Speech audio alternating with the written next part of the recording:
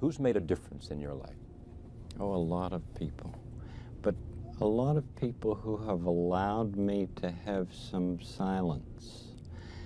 And I don't think we give that gift very much anymore.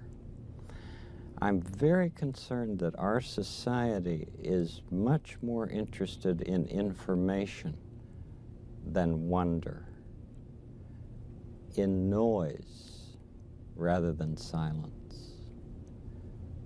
How do we do that? I mean, in our business, yours and mine, how do we encourage reflection? I trust that this book will do some of that, but oh my, this is a noisy world. Now, Mr. Rogers is certainly one of the best things that's ever happened to public television, and his Peabody Award is testament to that fact. We in public television are proud of Fred Rogers, and I'm proud to present Mr. Rogers to you now. All right, Rogers, you got the floor. This is what I give. I give an expression of care every day to each child to help him realize that he is unique. I end the program by saying, you've made this day a special day by just your being you. There's no person in the whole world like you, and I like you just the way you are. And I feel that if we in public television can only make it clear that feelings are mentionable and manageable, we will have done a great service for mental health. I think that it's much more dramatic that two men could be working out their feelings of anger. Much more dramatic than showing something of gunfire. You narrate it? I'm the host, yes, and I do all the puppets, and I write all the music, and I write all the script. Well, I'm supposed to be a pretty tough guy, and this is the first time I've had goosebumps for the last 2 days. Could I tell you the words of one of the songs which I feel is very important? Yes. This has to do with that good feeling of control, which I feel that children need to know is there. And it starts out, what do you do with the mad that you feel? And that first line came straight from a child. I work with children, doing puppets in very personal communication with small groups. What do you do with the mad that you feel? When you feel so mad you could bite.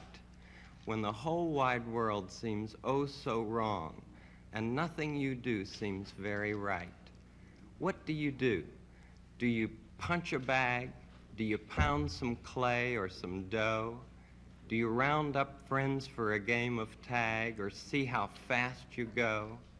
It's great to be able to stop when you've planned a thing that's wrong and be able to do something else instead and think this song. I can stop when I want to, can stop when I wish, can stop, stop, stop anytime. And what a good feeling to feel like this and know that the feeling is really mine. Know that there's something deep inside that helps us become what we can. For a girl can be someday a lady, and a boy can be someday a man. I think it's wonderful. I think it's wonderful. All right, welcome back to the Best You Besties. I am your host, Charlize Williams. We are on episode 2, Be You, Train to Rule series. And the video clip that you just watched was Mr. Fred Rogers. I am a fan favorite of that man. Even as a child, being forced to watch it since we didn't have cable, and I was a total kid. So once cartoons went off, I had to have something childlike, imaginary based, and that was what I had to go to because there were no other options. We even used it at school when there was rainy days and you couldn't go outside. So overexposed to Mr. Rogers, but even in my adult capacity, having researched it and used for this podcast situation, it was even more impactful to learn more about his background. And the video that you observed was of him going before the board in order to get funding for one of his projects or research. And he just showed up as his organic self. There weren't any bells or whistles. He didn't use any antics. There was no visual aids. He was just literally himself with his normal, peace-inducing, monotone presentation of his truth. One of the board members was quoted in asking him if he felt like thousands of children would be impacted by what he was doing. And his response was that he isn't concerned about the enormous numbers that may be impacted. His purpose and passion was that each individual child felt seen, heard, knew they were amazing and important in their natural being, and knew that their emotions mattered and that they have everything that they need to be great and successful and be important in this world and its life. So that's exactly the place we're coming from for this episode, Be You. I also found out in researching Fred Rogers that I didn't know this at first, but before he even got into TV productions and child research, he was actually in college in seminary school, his senior year, heading toward being an ordained minister.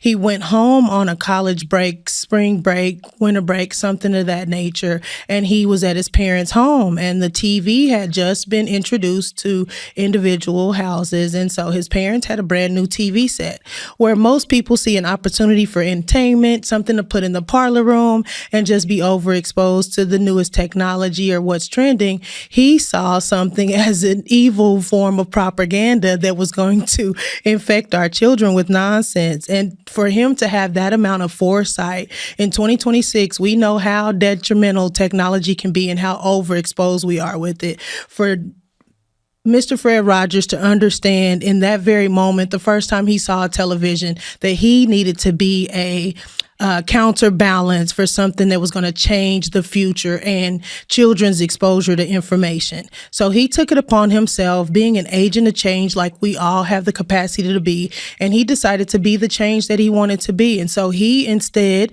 to be counterintuitive, he decided that he was going to present child-friendly information on maintaining yourself and prioritizing self, as well as regulating emotions and being an agent to introduce the importance of diversity and being able to respect each individual person in their different nature and not feeling threatened by people being different.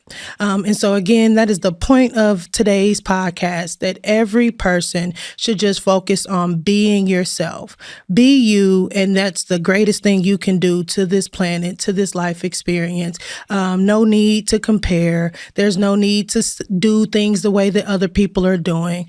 I truly believe that we were all uniquely and specifically created in God's image to be greatness from within, naturally, organically doing what's passionate and purpose-driven for ourselves in whatever space we find ourselves in. And that's the best way to be a blessing to your individual families, your neighborhood, your city, and thereby the world. So as always, I'm so excited for this time. Every one of our guests that'll be featured on these episodes are people that I am personally inspired by, and I'm just so very thankful that they take the time out of their days to share their gifts and information and whatever they may have to exemplify kingdom class, excellence in whatever your niche might be, or whatever your professional presentation may be, or just in general being the best you. Okay, our next guest coming virtually is going to be somebody I consider to be family. Her family, her mom and dad, Deborah Horn and the late, great Thomas Horn, were such a blessing to me and my daughter. I consider them my sponsors. I don't have many mentors in the earth realm. Jesus is my favorite example of attempting to be great and doing the best you can as yourself. But Thomas Horn was definitely somebody I gleaned lots of information from, especially when it comes to business acumen and flexibility in business. He is Black history in that he founded and opened Auto Stop Shop Tire Pros in 1981, 40 plus years ago, and the business is still booming, thriving, and being an asset to the community. But just everybody's into business now. It's just such a natural thing. But just imagine 43 years ago, or 40 plus years ago, excuse me, starting out as a Black entrepreneur with a franchise business. It's just an amazing feat. But our guest today is his only daughter, the amazing Miss Jessica Horn.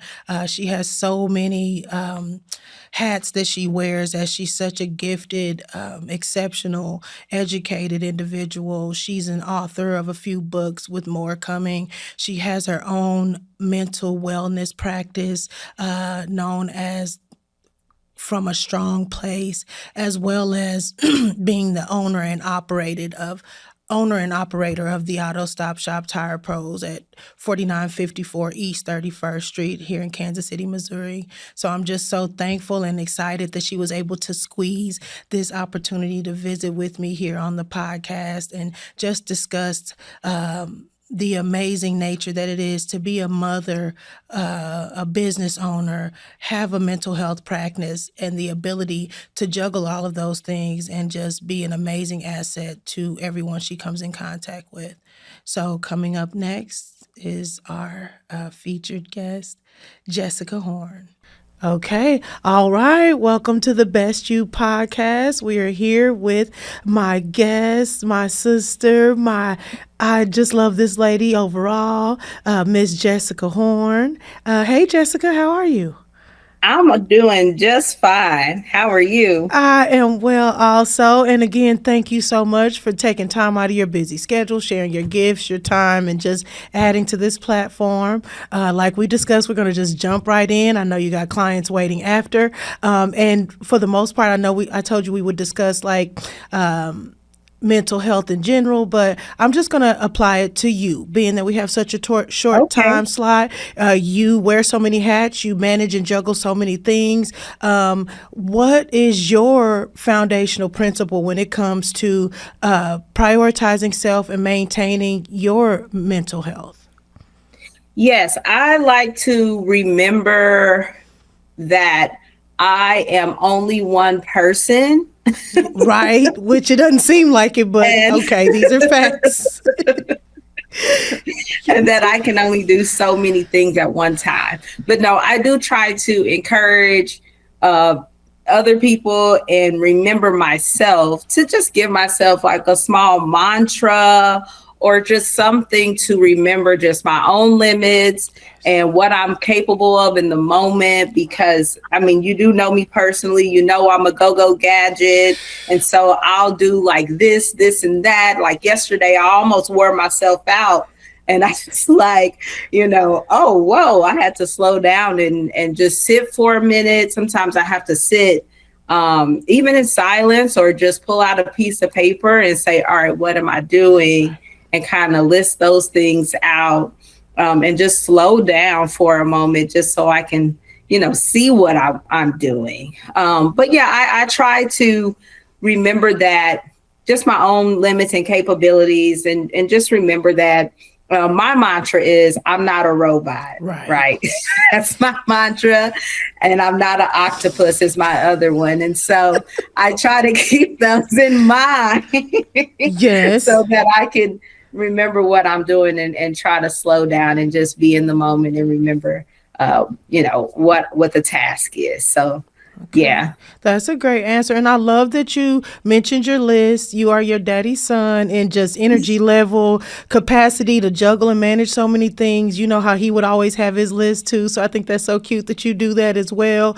But mental health specifically, do you go to counseling yourself? Do you journal? What do you do specifically to make sure that your mental health is in check and where you need to be to maintain and continue doing the millions of things that you do and manage and run?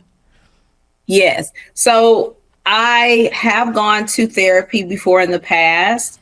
And I am a therapist myself. And so if at any point I feel like I need to be poured into or I just need some more support, then I will do so. And I have done it before in the past. I'm not in therapy right now, but I do other things, like you said, just to kind of keep me going. I try to make space between my work life and my personal life. I have 2 kids, which you know about. And so I try to be just, a part of their lives and what they're doing. They're so fun and funny. And I have a son who he likes to tell me I'm a teenager because I'm always calling him a preteen. Now, he is technically a teenager. He's 13. Right.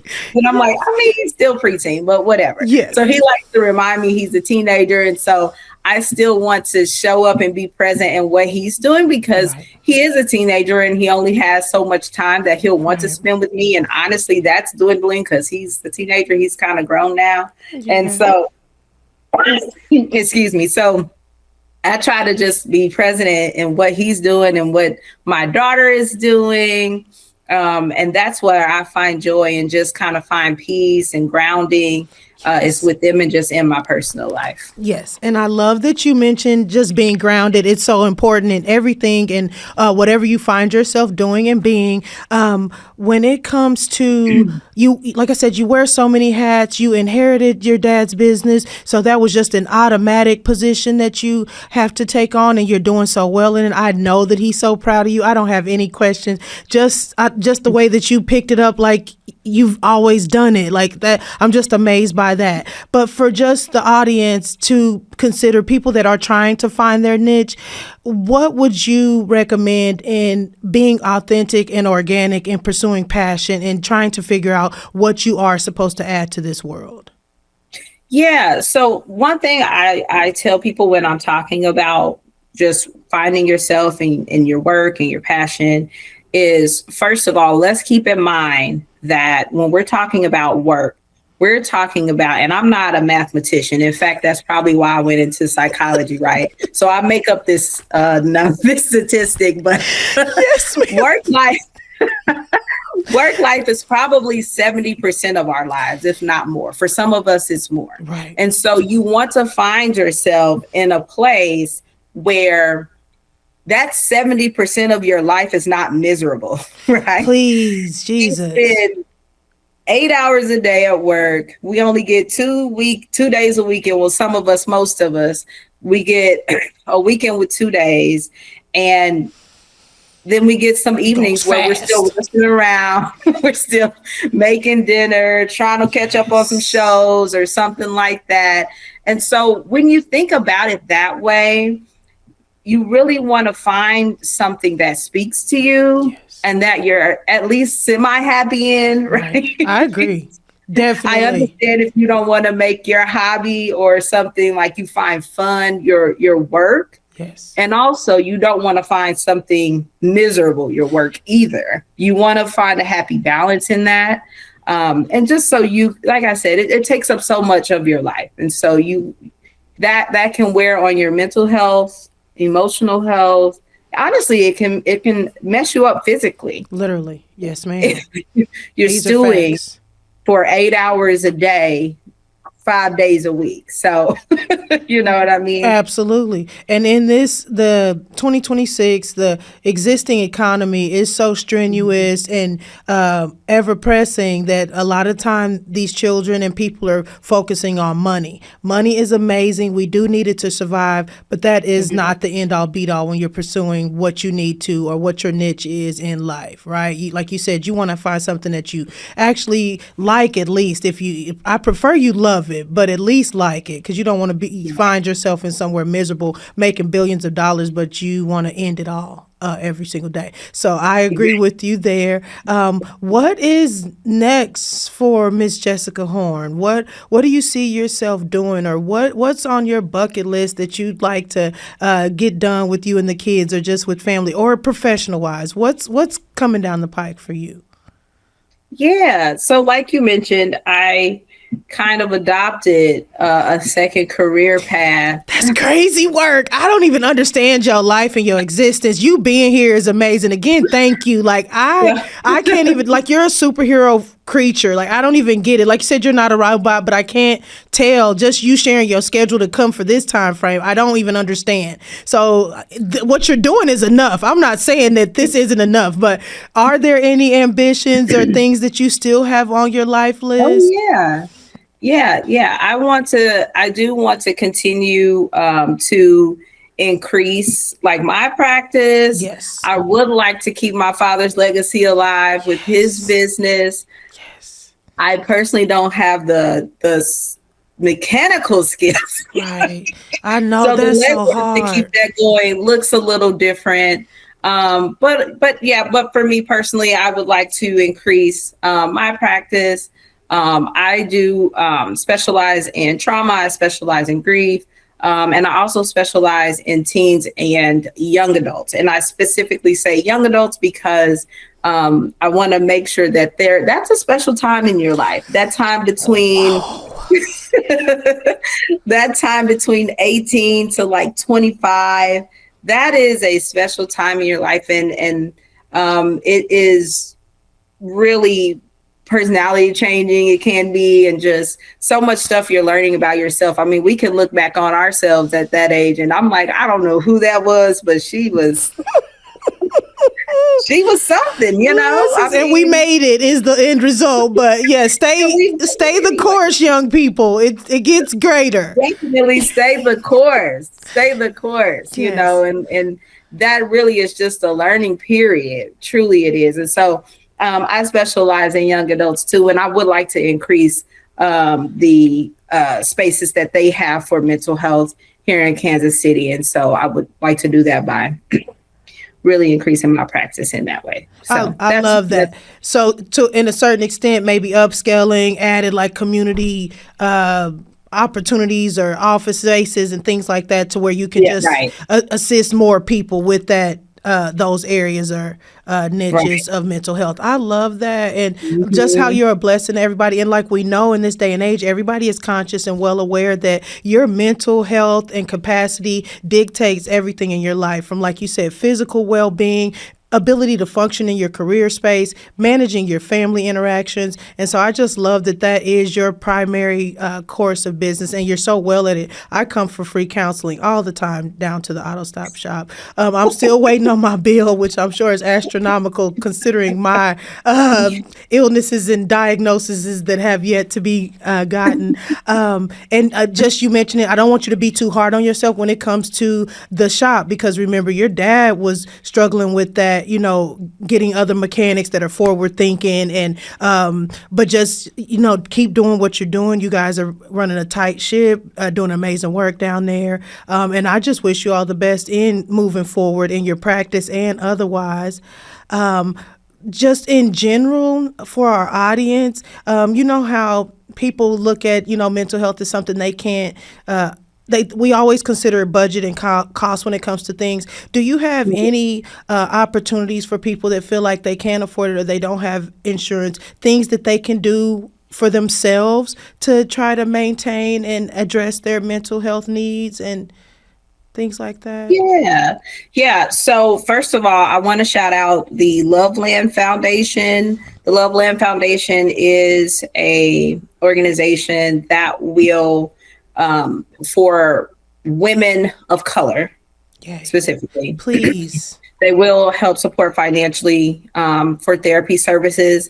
And then there's also an organization here in Kansas City that I always forget their name. And so I'll send that to you. We're twins in that. Okay. I'll put that in the bio or description. Thank you for that. I just found out about them about maybe a month ago, though, and I wanted to learn more. And so I forget their name, but I'll send that to you. And if you want to shout that out or put that somewhere on your socials for everybody. But also just remember to tap into things that you enjoy.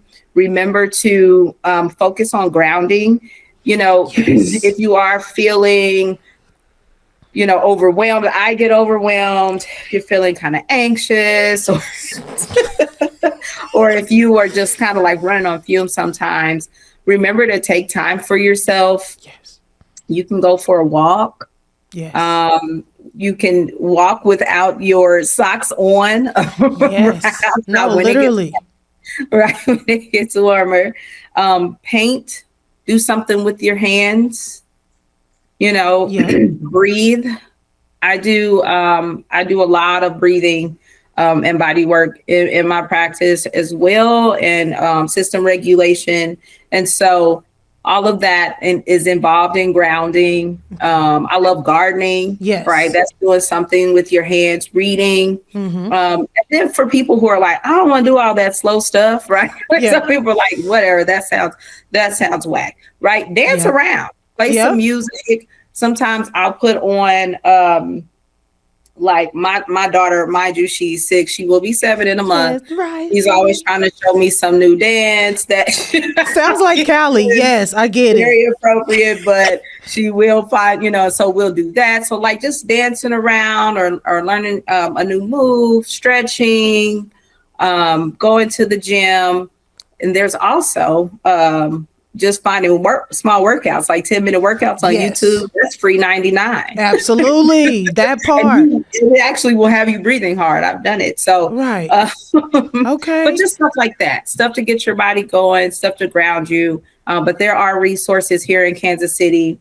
So I love that. Here's That's an amazing answer. And like you said, most of those items were free and anybody can do those. We keep mentioning grounding for whoever might not be aware of what grounding is. It can be as simple as taking the moment to say, what do I hear right now? What can I smell? What do I see? Like Jessica mentioned, taking deep breaths, taking your shoes off and feeling the earth if it's weather appropriate or otherwise. So all of those things are things you can do in wherever space you might find yourself, and that you'd be surprised how quickly it centers your chi, gets you calm and in a space of realistically just being in that moment, which is so important for all things.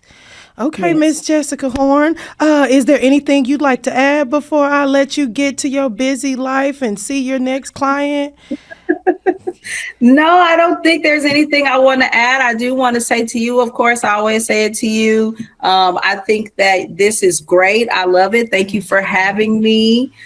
We talk all the time, but now we have a place where I can come on here and other people can hear us talk. Yes. So Yes, and hopefully it's beneficial as opposed to us just going on and on and on for hours as we do. But that's so therapeutic for me. So again, I tell you all the time as well, I'm so thankful for you as a person. You know how special I am uniquely and individually. So I don't have a whole lot of support or people. So just being able to be real and authentic with you and never being judged. You always have something positive or something directional, because I can be off on tangents. So I am just really thankful to have you in my life. You are such a blessing. I will be bringing you back to the podcast for some specific mental health stuff. But again, we're going to have to wrangle that schedule. And I just pray and receive that that's something that will be able to happen going forward, because we both understand and know how important mental health is just in everything. And so I would love to have you back. God bless you and your family. Kiss the babies for me. Thank you so much for your time and your gifts and just sharing and being real with this podcast. The best you. Be you, everybody. Thanks, Jessica. thank you.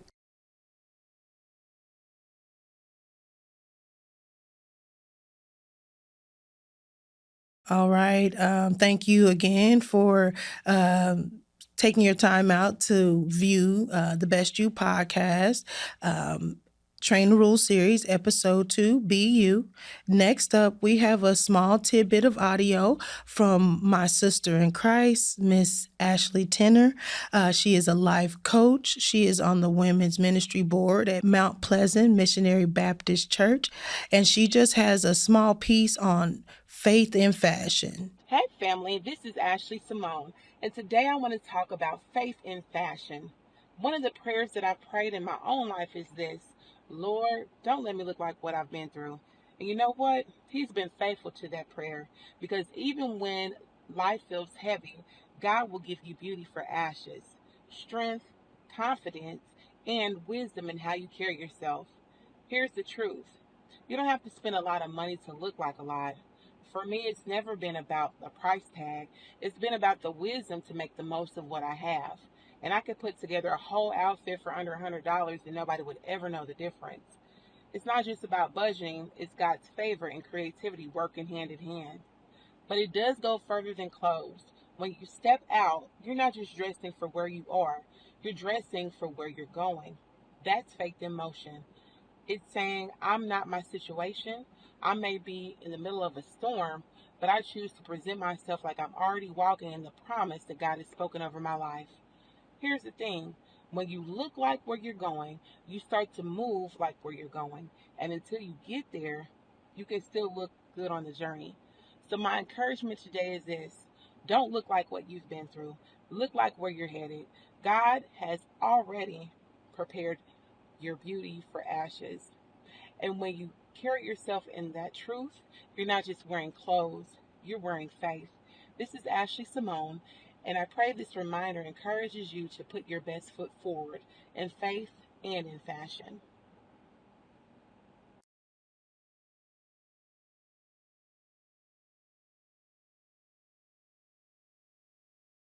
I'm introducing Miss Erica Williams. Born and raised in the heart of Kansas City, Missouri, Erica brings precision and care to her work in dental sterilization, honed at the UMKC School of Dentistry. Beyond the clinic, she is a passionate explorer of sound, stories, and flavors. Whether she's diving into a new book, vibing to her favorite tunes, or discovering the next great bite, Erica thrives on learning and lives for the joy of a well-lived moment. Erica, welcome. Thank you so much for being here. She is going to do our segment on beauty and temple maintenance and health overall. Erica was chosen for this segment just because I love your look. She is big on perfectionism and just beauty and all things that way. So she's just a natural connoisseur of this. And so that's why I have her here to talk to us about beauty. So for people like myself who are more not so much that, what advice or information would you have to give us on starting to be more aware of how you look or enhancing how you look? Probably just, I think it's a natural thing. I don't look at myself like other people do. Okay. I know a lot of people look at me one way, and yes. I realize as I'm getting older, people see me different than I see myself. Yes. I am a perfectionist. With age, I'm getting better at not being so hard on myself. I love that. So sometimes good advice is just to just go with it. Okay. However you feel is how you look. Yes. It's, to me, it's simple things like hygiene, washing your face, and just putting on clothes that match your body type. Sometimes it's simple things like that kind of just make you yourself. Yes. You don't have to. One thing this is something I can say.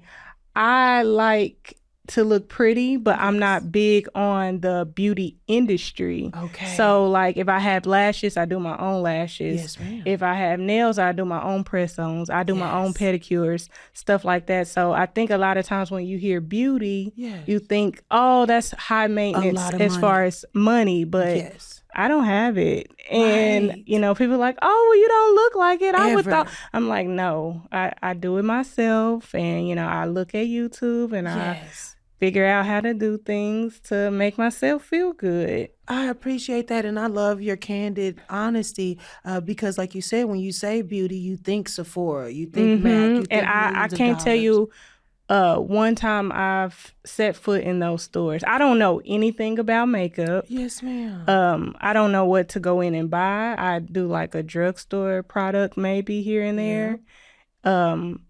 I've never sat in a chair where they like, oh, well, let me figure out your shade. I just went in and rubbed it on my own hand, and absolutely, I just get on YouTube and wing it. I love that. And it's so crazy. And it's amazing that you said people see you differently than you see yourself. Mm-hmm. Just being around you and the time that we've spent, you give pageant princess, like Aw. beauty persona, but just knowing you do love your sweats, you love your tennis shoes. Oh, my You goodness. actually shared that you don't even like to wear heels. I don't. And that's so shocking for somebody on the outside looking in, Yeah. because you give such a facade, like you said, of just being beautiful and amazing. And I love to hear that it's just natural. You Yeah. learned on YouTube how to do your Yeah, makeup. and I love hearing that. And I think That's that a lot crazy. of like the heel thing came from like insecurity as a tall child. I've always been taller than everybody, and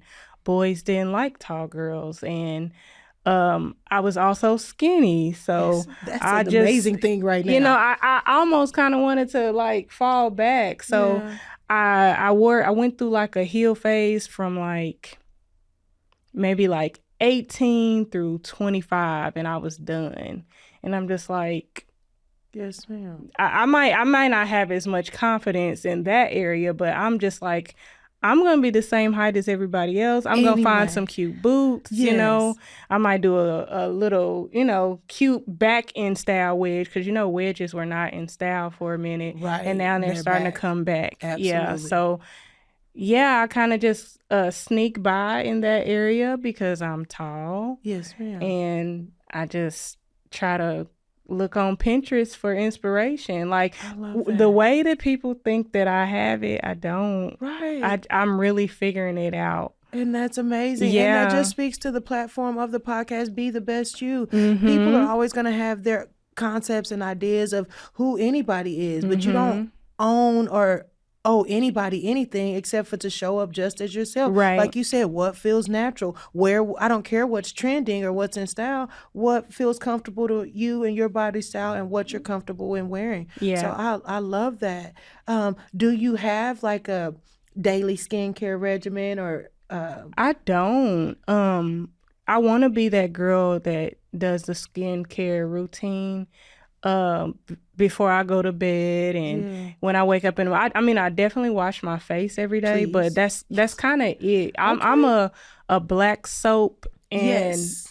witch hazel girl. Period. And that's it. Fundamentals. And if I buy any kind of skincare product, it's like a moisturizer, like for Yes. the end. Right. It's nothing too complicated. I went through a phase where, you know, I was big on, well, I'm still big on YouTube, where I'm like, Yes, oh, you love I'm going to YouTube. do that. I'm going to order everything that I see. Her skin is beautiful, and I'm going to copy that, and I'm going Right.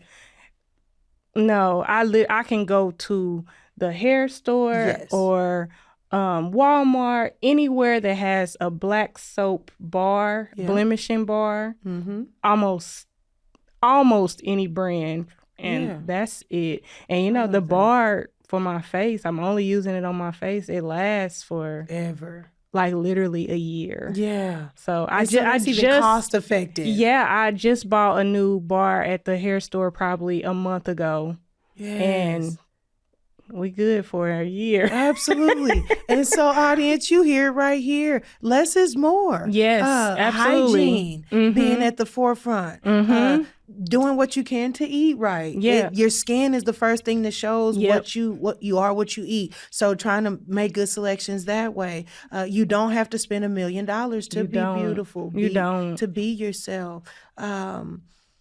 It's I out of love control that. now too, because everything costs so much. So I was like this before everything got out of control. So I'm just kind of buckling down even more. And I want to say that even COVID made it even more. Like, it forced me to learn a lot of stuff on my own, because I was a big nail shop girl Yep. and pedicure girl, and I'm just like, I can't. And they have the press-ons that they have now are out of this world. Yeah. Like, if you buy the right glue, invest in the glue and the lamp, Yes. you can go a good 2 weeks. I love And I'm just that. like, Yeah. I might not ever have to go to the nail shop again. Absolutely, which I love, because a simple short set is $100. Yeah, and when you It's get older, ridiculous. that's all It's you not need. You feasible. don't want all that. Yeah, I love long- watching it on the girls, but it doesn't work in my real life. Yes, it's cute, but I Absolutely. don't want it. Absolutely. Absolutely. Okay. Let's see here. I don't know where to go with this. tell me more about you, the person. What are your interests or hobbies or something that people might not know about you? Well, you probably know this, but I love to read. I love audiobooks. Like, I literally listen to the audiobooks in the car like music, especially like in the car by myself without my son, because sometimes the books can get like a steamy. little racy. Yes, yeah, ma'am. so like I use, like, literally on the way here, I'm listening to a book that's a part of a series. It's like my absolute favorite thing right now. And another thing I like to do is I like to watch YouTube. Yes. I'm a big YouTube person. I'm a big series person as far as watching shows. I spend a lot of time by myself, not in a lonely way, but I like it that way. Right. You know, I definitely want to find my husband and all that stuff, but I like to be at home in my own space a lot. I'm an in-person type of person. I really don't like to talk on the phone, but I do really well with other people. I like to drink Dr. Pepper. She loves Dr. Pepper.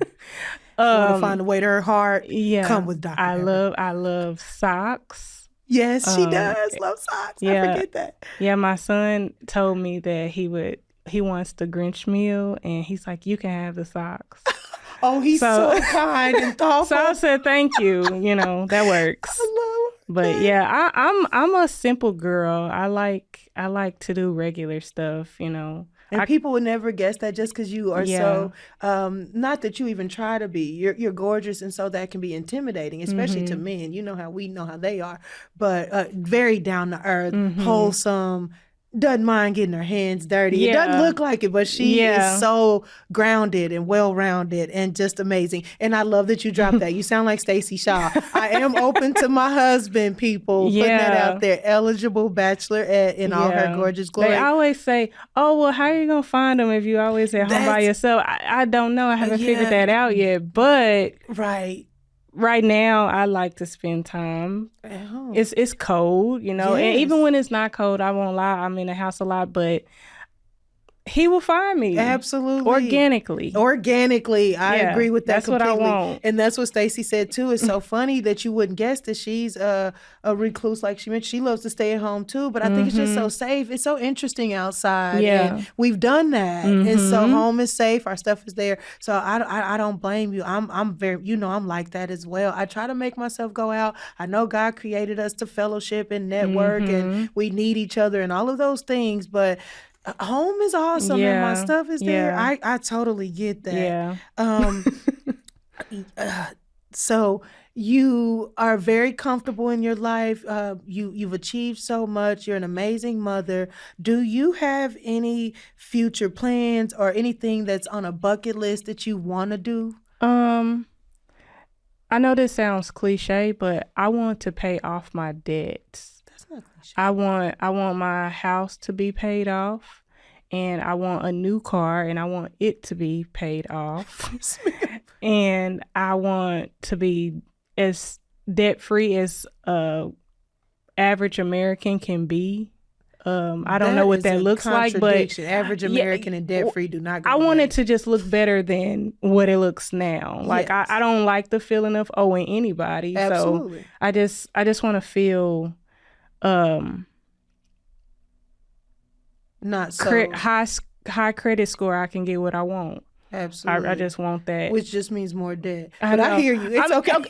Maybe I won't get anything right, but with you have it, but that I option. I want access. the option. I love that. I definitely want to be settled down in the future. I want to continue to be a good mother. Absolutely. I want to support my son in whatever he's planning to do. He changes it like every couple of months, but we're human and you evolve and you change. Yes, he is very detailed, and I can tell that it's gonna be something. Yes, it's gonna be something big, and he's already like, I want to go to Japan. So I'm like, And he started teaching himself Japanese. He's learning Japanese. I feel like I need him on the podcast. That man is so multifaceted and so deep and has so many layers at the ripe age of 12. Yeah. So I love that because that's what's going to drive you and get you. He motivates me so much. Absolutely. And I'm just like, who knew that this one kid would inspire me so much and have you traveling the world eventually. Yes. And I mean, not that I didn't want to go to Japan before, but I didn't think about it until he's making moves in that direction. He's learning the language. And he's like, we can do this here. And did you know? And I'm just like, maybe we do need to go to Japan. Because first he wanted to move. And I'm like, well, chill out. And he's like, well, let's just visit. He was like, you're going to love it. Absolutely. So I'm just like, well, you know, and all the stuff he's teaching me, he's so inspiring at 12 years old. So that's my biggest motivation and future to see before I close my eyes. I just want to see him be anything and everything that he wants. Yes. I really want that for him badly.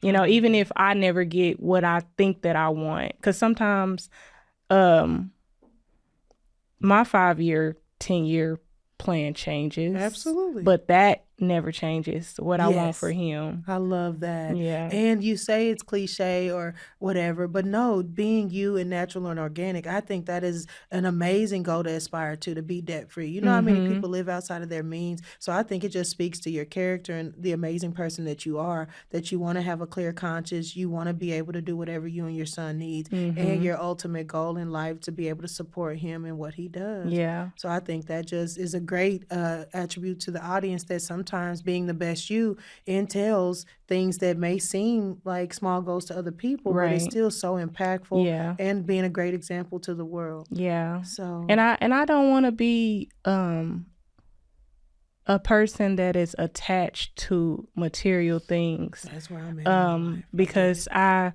like things, but I want to keep the ability to catch myself when I slip off track, because I realize that just small things like grabbing my phone first thing in the morning and like I lust over like, oh, I want a Bronco so bad. You love the Bronco. and I'm just like, I shouldn't be like, you know, like I literally need to change my mindset about things like that. Like, I know better, but I want to do better. Because I always wanted the G4 Benz. That's still on my list. And there's nothing wrong with certainly wanting things, but you know, you just adjust and it's not the entire priority of your life. So I don't feel like it's bad for you to want something. You know, just realistically just understand. I guess that's what I want. I want to actively know better. Yes. If that makes sense. Absolutely. But yeah. Okay. Well, I feel like that does it. That was great. I appreciate you for coming out and giving your time and just sharing the information. I feel like it is definitely helpful to start with less is more. Be organic. Be who you are naturally. Don't compare. And oh my stay goodness, within that's your a budget. big one. I feel like that's your summary of what you shared. That's in my plans too. I should add that. I'm sorry, I'm backsliding. What? Do not compare. Social media is such a demon, if that's a strong enough word. It makes you compare, and I honestly think that is why people's 5-year plans change, because they looking at somebody else. Absolutely. And I'm guilty of it too, so I don't want to be that. I want to be my own person. So stay focused and be you, the best you. Exactly. I love that. Yeah. Erica Williams, everybody, the best you. Thank you so much. You're welcome. Thank you so much. Absolutely.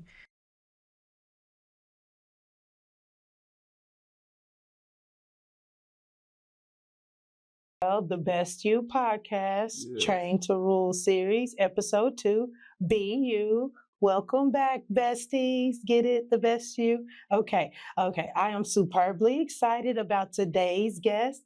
He is one of my favorite humans, viral YouTube orator, published author with several books and more loading, serial entrepreneur, anointed man of God, and of course, my pastor, the best pastor this side of heaven, blessed and transitioning to pastor at New Salem Baptist Church of Memphis. In the coming weeks, my pastor, Charles E. Bond Jr. Thank you. Thank you so much for your time and blessing this platform with your gifts. Yes. So the Best You episode 2 here is coming from the place of God's word that says we are made in God's image.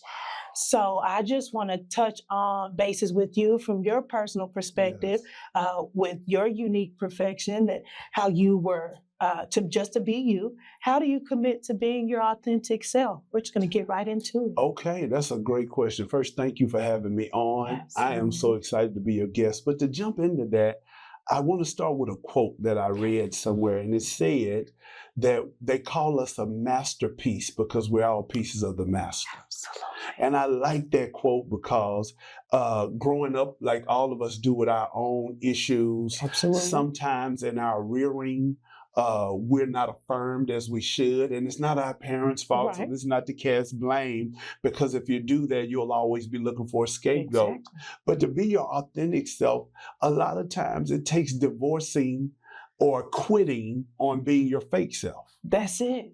You know, Removing that mask. one time, my pastor, Dr. Frank Ray, he had said to me, he said, Charles, be you. Everybody else is taken. That's it. Because if you're trying to be somebody else, whenever you show up, neither one of you all showed up. Absolutely. You didn't show up, nor the person you're trying to be showed up.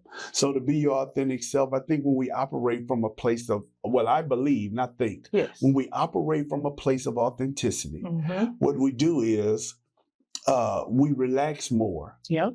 because we're through being actors. That's it. We just show up and be. Notice a lot of now in this season, a lot of people put so much emphasis on what you have. Absolutely. But Jesus taught about the beatitudes Yes. because he was more concerned about what you are being. Absolutely. And so we get into these cycles, and I'm not going to go on a ramble, but we get into these cycles of getting, having, doing. Yep. Getting, having, doing. Either we're trying to get something, we're trying to have something, or we're trying to do something. If it ain't something to do, we say we're bored, so we make up Mhm. something to do. But the challenge, the reason there's never any peace with that getting, having, doing, Mhm. is because we were never created to be human getting, having, doings. We were created to be human beings. So you really have peace authentically Yeah. when you just be. I love that. That is Yeah. an amazing answer. I'm not Thank you. surprised at all. Thank you for adding that to this space and just sharing that with our audience. Stepping into the next piece of it, like you say, human beings. You manage so many different things. You have so many different gifts. You have so many different callings and things that you have to give to the world. Yeah. How do you balance all of this? Well, I think one of the first gifts from God that he gave me is the gift of not being judgmental. I love that. Everything done, I had to learn through time. I tell people God spent the first 20 years of my ministry breaking me from me. Everything didn't Preach. need my opinion. Everybody doesn't need my input. Sometimes people just want you to listen. They don't need you to fix it. Help me, They don't Pastor, need right you now. to give them the answer. They don't need you to be the answer. And so the way I'm able to manage is that I finally got comfortable in my own skin, good enough to understand that however God wants me to show up in the world, Mhm. that's the best service I can do for the kingdom. Absolutely. I took my S off my chest. I retired from being, there's a book Peter Scazzaro, wife, wrote called I Quit. Okay. And the premise of the book was she quit trying to live up to all of these mismanaged, over-romanticized ideas that everybody had for her life.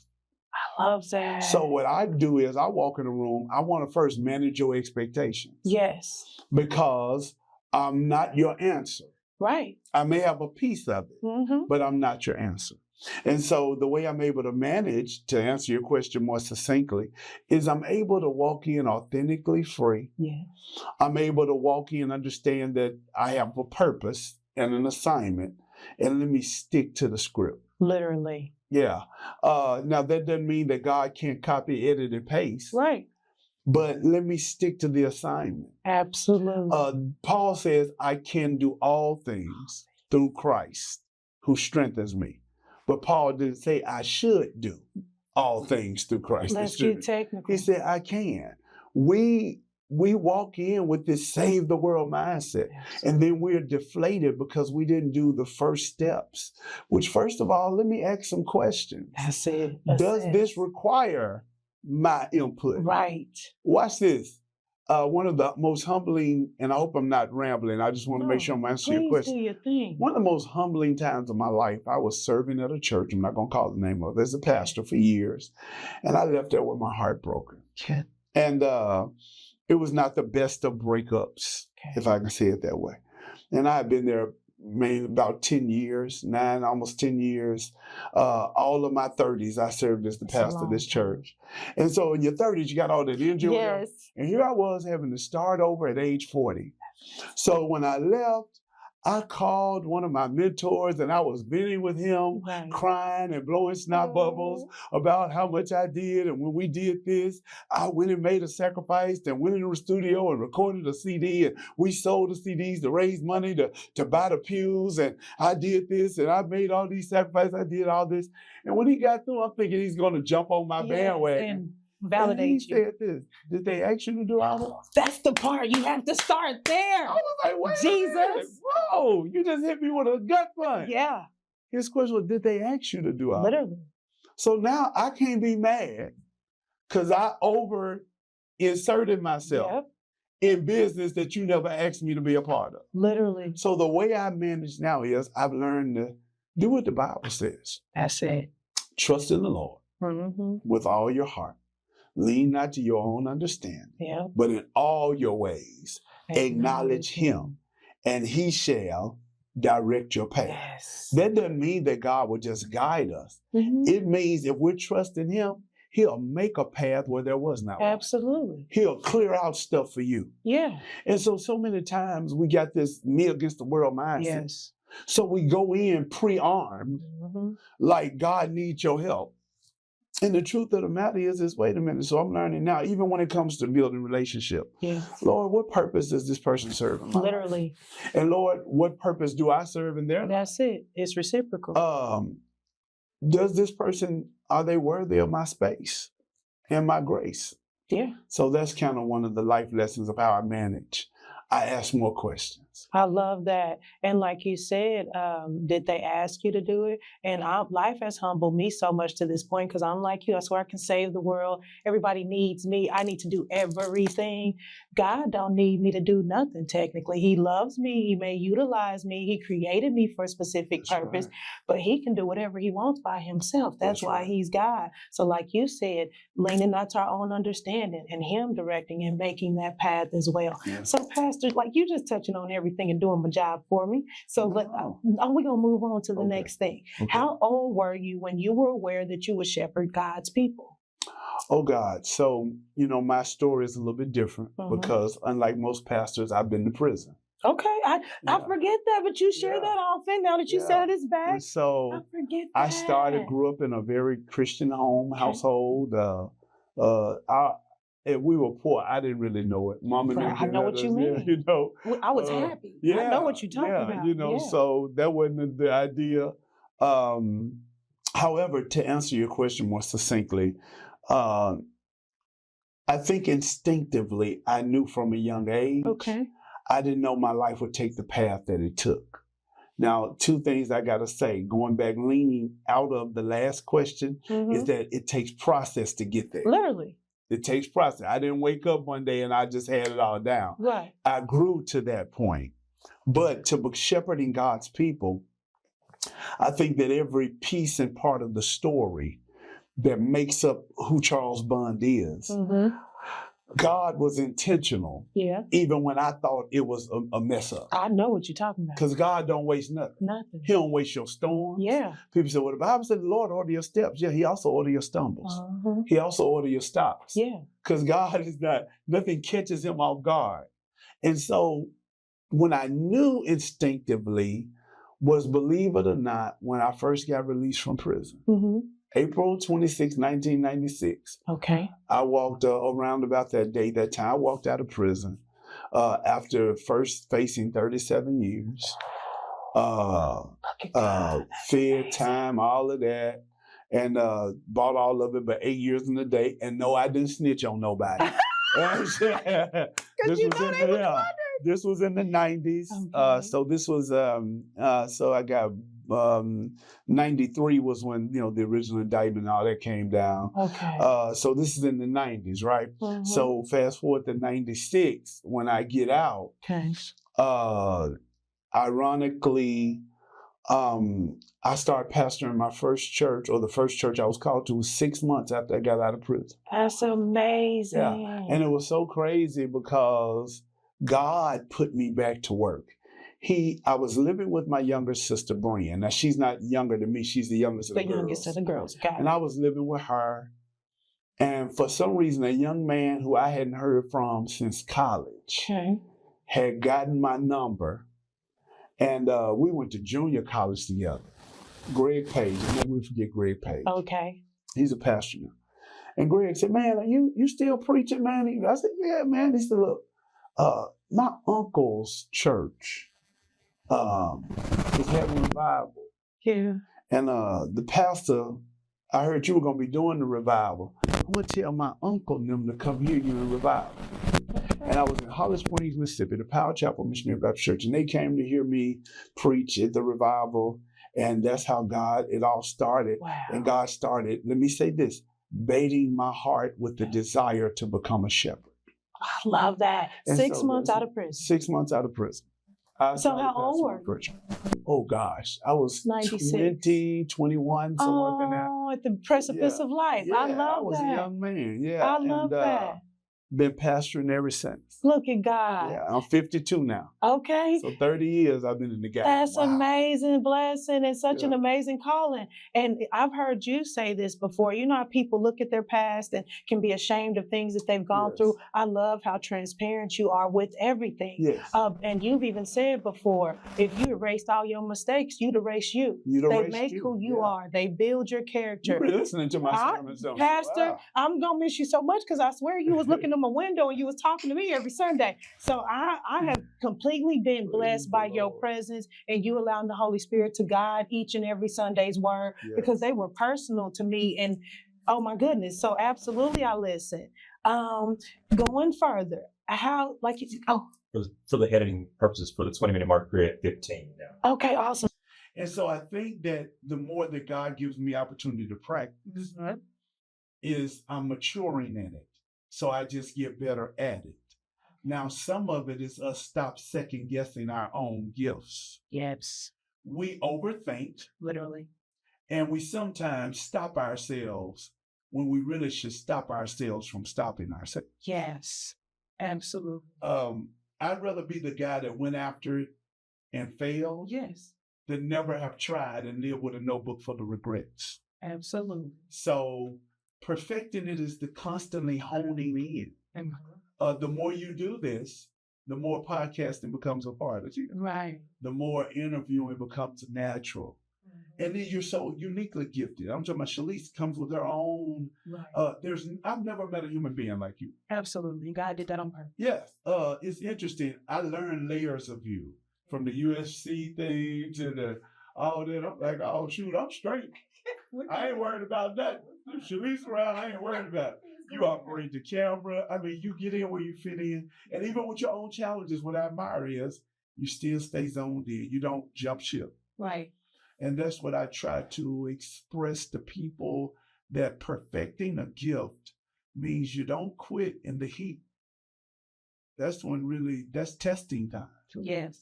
To show what you learned in the classroom. Absolutely. And so one of my favorite movies, and I know we got to wind up, one of my favorite movies is Apple Mortgage Cake. Okay. And Apple Mortgage Cake is about a lady, a true story, who was about to lose her home to foreclosure. Okay. And it's a true story. Her name is Angela Logan, I believe, if you want to look it up online. Lived in New Jersey area. And what happened was she had 3 teenage boys. She volunteered a lot, a great human being, divorced, single parent, basically. Okay. And was trying to repair the house that her grandmother left her. Okay. And it was a family house, so it was personal for her. Yes. But her grandmother taught us as little girls how to make these apple cakes. Mm-hmm. So she cooked these apple cakes to relax her. Wow. And when she lost her job, was about to lose her home, she had to come up with a creative way to get some more money. And somebody said, well, why don't you make those cakes and see how many of you need to sell to save your money? That's it. Great idea. And she started doing it. First word of mouth. This was the brink of the internet age. Mm-hmm. So her sons made her a website. One of them, the guy she was kind of dating, pitched in, made some connections. My point is, it came together. And this cake, what she desired, loved to do as a passion, actually got her paid. Right. Sometimes your purpose is a direct link to your paper. Literally. You know what I'm saying? Period. It's not a job if you enjoy it. Absolutely. When you love what you're doing. When you love what you're doing, you never go to work. That's it. You show up and you just be. And so a job is just income until you're able to work your passion for it. Absolutely. And so you solving a problem. People get paid big money to solve problems. Absolutely. Dentists solve teeth problems. Ear, nose, and throat, ENT doctors solve nasal problems and swallowing problems. Josh solves journalistic problems and broadcasting problems, and it should pay him. Right. And so I think that too many times perfecting a skill is God will give you on-the-job training in the oddest ways. Absolutely. And Miles Monroe was quoted in saying, each individual was created to solve a certain problem in the earth realm. So you are somebody's answer. Literally. And like another thing to add off to what you were saying, it's the same thing with spiritual perfection. It isn't until death. So you'll be constantly growing closer to God as long as that's your passion and drive until we expire. So next thing, we're going to get to this personal piece because Josh ain't going to get me over here without getting these answers. Eligible bachelor, you even speak to it. All right, thank you. It's been nice being on your show. Praise the Lord. Okay, let's go. So you even speak to it. So not all of your business, you've shared it with us in the congregation.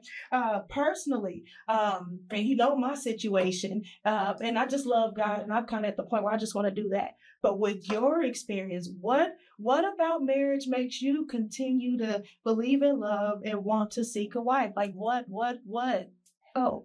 So let me say this. I've had some bad vehicles. Okay. When I stopped driving. True. Tell the story. Pastor gonna make it easy.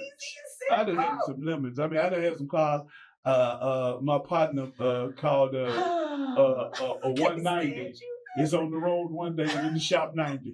You know, so, one of my bestie in Alabama, Pastor Becky Wilson. Okay. But I believe what you said, what makes me continue to seek that. And I'm a two-time divorcee. Okay. You know, so your heart of hearts, what says that you still want that? What about marriage makes you still long for it or look for it, whatever you want to say? I know that I was created to be a husband. Okay. Even if I failed a couple of times. And that's no reflection on the two beautiful women I have. Absolutely. You know you're growing when you're able to look back and thank people for the experience. Absolutely, because there was a teacher in that. It was a lesson. Literally. And learning about yourself as well. Learning about me, yeah. And so what keeps me going in the field of, I'll say, now listen, dating at my age, I read a quote on Facebook say, it's like going to a thrift store trying to find the least worn item. I love the thrift store though. Yeah, I'm a thrift store too person, right? But here and let me answer the question because I think this will bless somebody. Please. What I've learned is we don't put our culture. We mismanage a lot of moments because of our teaching.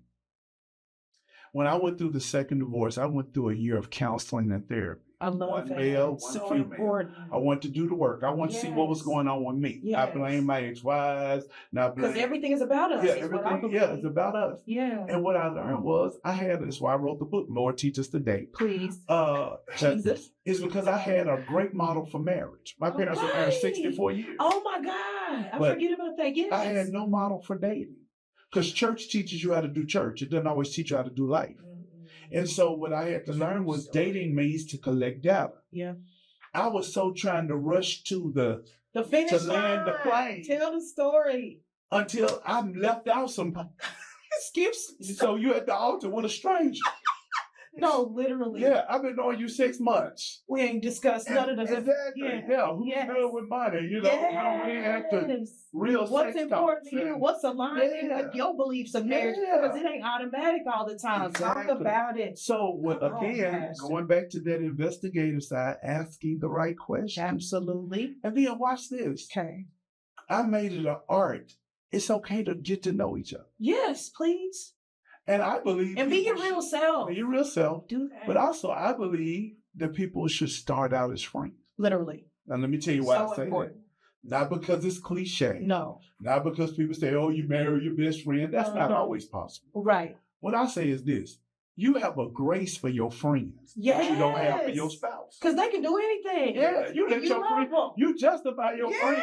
They can be dead, butt naked wrong. And you stand there, yeah, girl, I'm pulling your earrings out. We finna go get them. Yes. And like, wait a minute.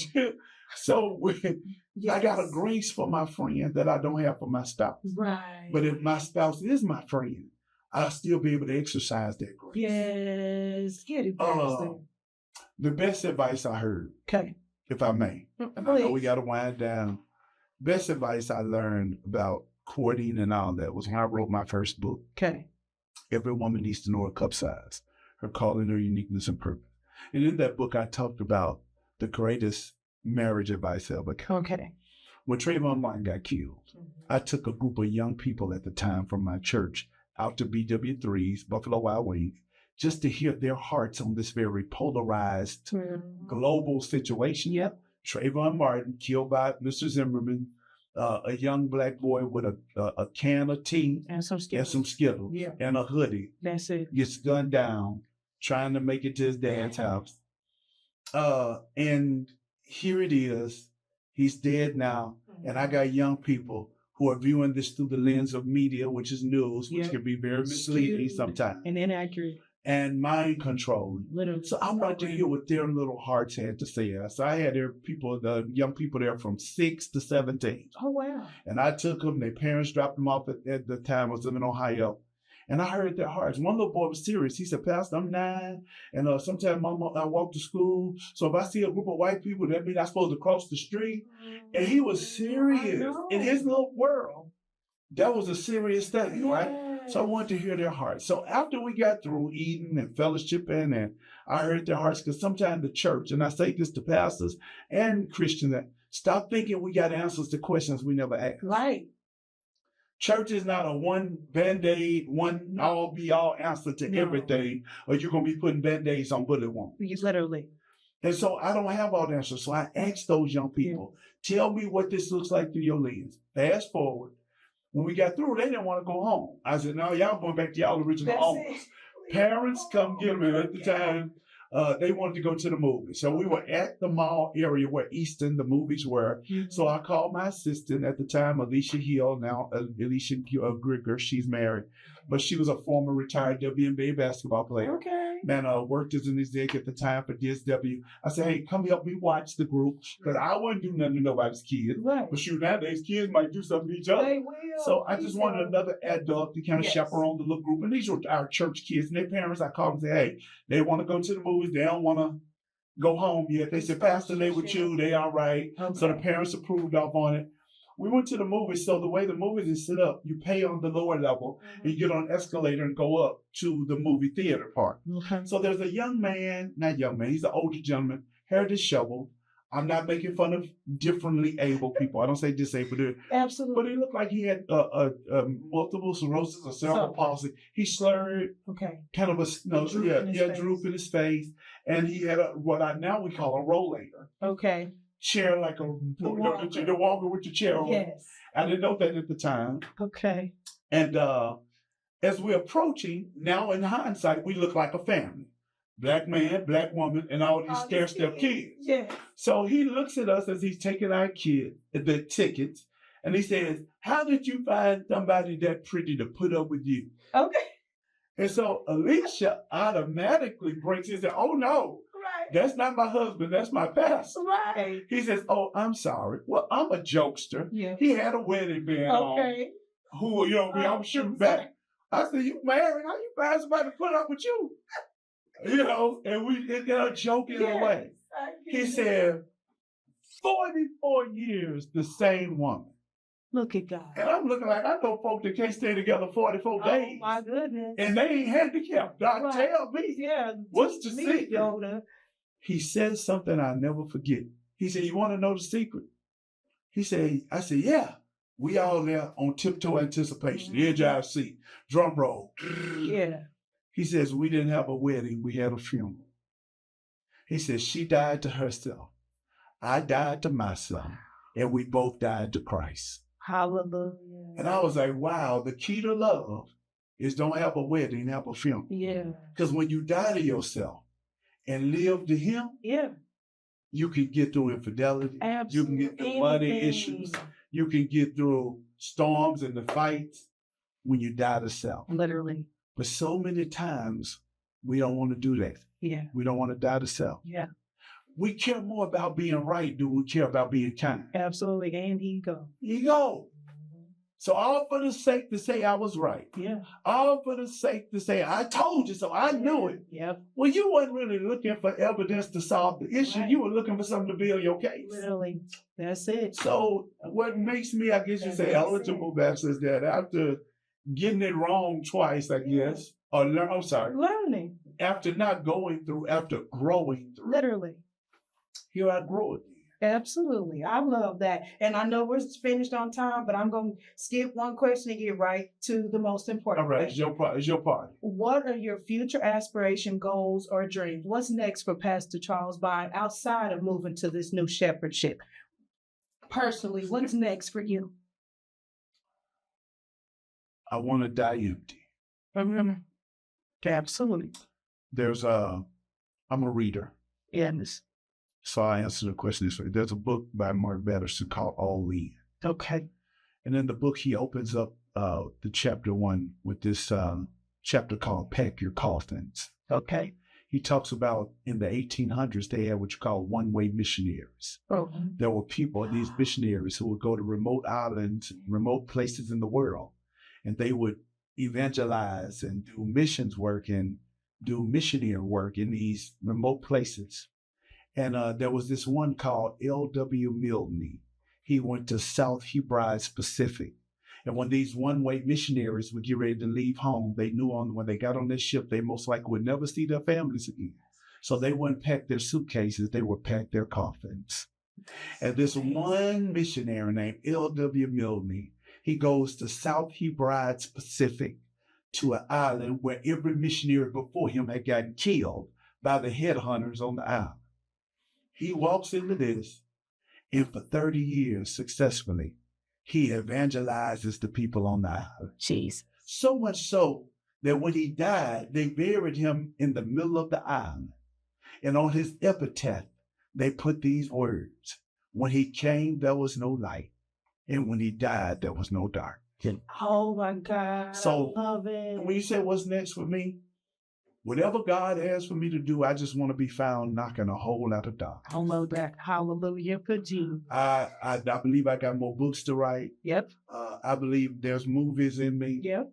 I believe leading people into a loving relationship with Jesus Christ is always on the forefront. Yes. And seeing what this next chapter holds. With God, it's an adventure. Yes. And so you just need to be available.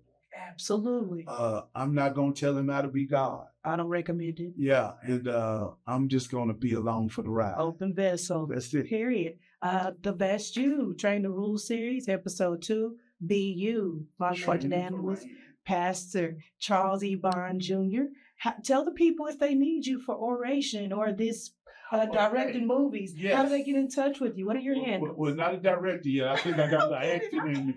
And that's if I can remember my lines. I'm getting older now, 52. So, but just try for a few roles. If it don't work, then I can say I tried. Yeah. But how to get in touch with me? Okay, so I'm going to tell you that my email address is Charles Bond, B-O-N-D, the number 7, the number 3 at hotmail.com. Don't laugh, man. I still got a Hotmail address. It's been through the storm and rain. Yes, Lord. I started with, But then also they can contact the church where I will be shepherding, or the Generations Pastor in New Salem Baptist Church of Memphis. Okay. They can contact the church there, and someone will get you in touch with me or my administrator. And just holler at me on Facebook. I'm on Facebook. He's on Facebook, Instagram. y'all. All of the I'm things. on And it's IG. just Charles Bond, right? It's on just Facebook. Charles Bond, and on Charles Bond on IG it's Facebook. the real Charles. The real Charles Yeah, Bond. just in case there's a fake one out there, it's this the real one right here. That's it. Partner. You heard it here first. So clock it. Okay. My piece. It's a wrap. Yeah. That's my only game time. Peace. Yeah. What's that? Blood of Jesus. Okay. Yes, Lord. Okay, that's it. That was great. I love you, Pastor. It's done. Josh. Awesome. You're Awesome. amazing. Thank you so much for your time.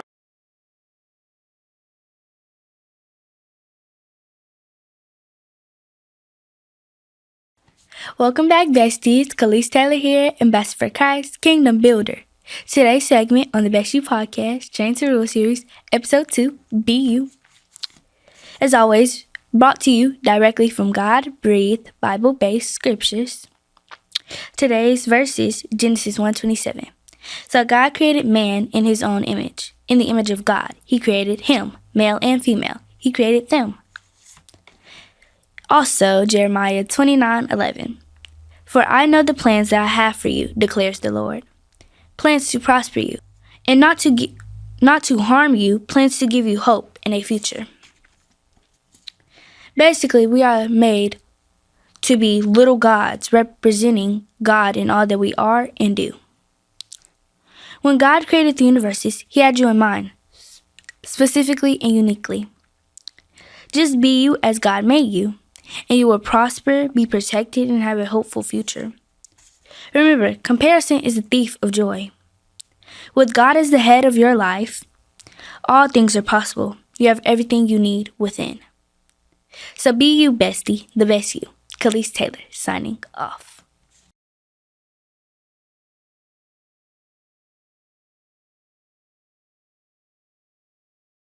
All right. That does it, besties. Thank you so much, as always, for your time spent in viewing the podcast and sharing your time here at the Best You Train the Rule series, episode 2. Everything discussed is just a great example of how simply it is to be an amazing asset and an agent of change in our world today, wherever you might find yourself. From Jessica touching on the importance of mental health, life, family, balance, presenting what you're passionate about to the world, how you see fit for it to be packaged. Erica Williams touching on how simple it is to just be your beautiful self, whatever that capacity might be, from just using black soap on your face and wearing the shoes that are comfortable to you.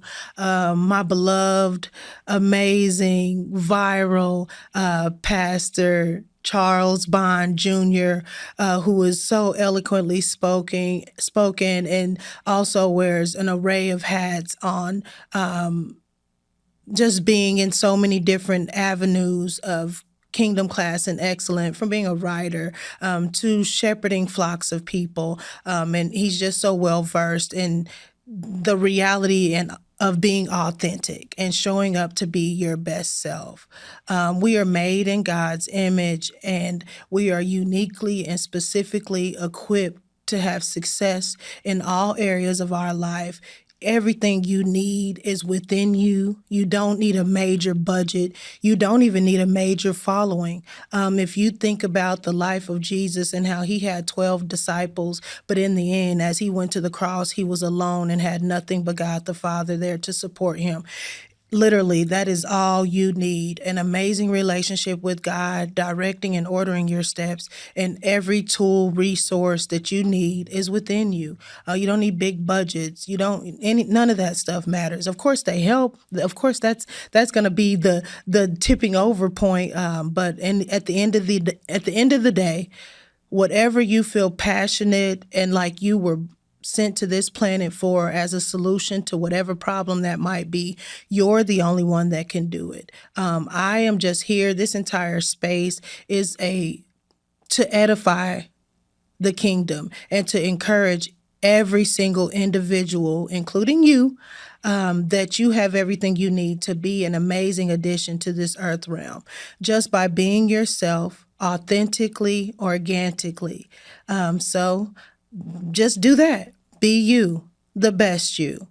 I'm your host, Shalise Williams, signing off.